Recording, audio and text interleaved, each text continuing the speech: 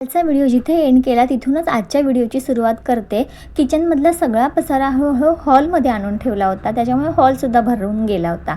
त्याच्यानंतर हे काढलेले डब्बे हल्लीच मी घासून घेतले होते, त्याच्यामुळे ते काय घासले नाही, फक्त पुसून व्यवस्थित ऑर्गनाईज करून ठेवले होते।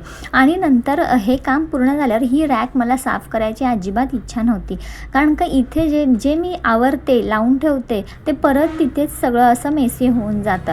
त्याच्यामुळे ही रॅक आवरायला मला जास्तचा कंटाळा येतो। पण एवढं सगळं आवरलं आणि ही रॅक कशाला ठेवून द्यायची, म्हणून मग लागली कामाला।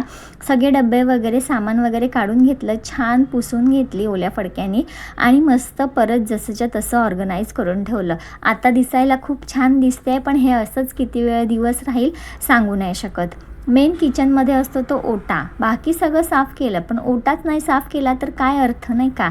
म्हणून ओटा तर तसं आपण रोजच साफ करत असतो, पण बाकी सगळं केलं आहे, त्याच्यामुळे आत्ता परतसुद्धा मी हा छान असा क्लीन करायला घेतला।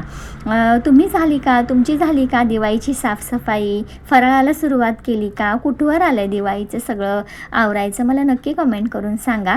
आणि व्लॉग माझे आवडत असतील तर आपल्या चॅनलला सबस्क्राईब करायला विसरू नका। भेटूया अशा छानशा एका व्हिडिओमध्ये। हा व्हिडिओ आवडला असेल तर लाईक, शेअर, सबस्क्राईब करायला विसरू नका।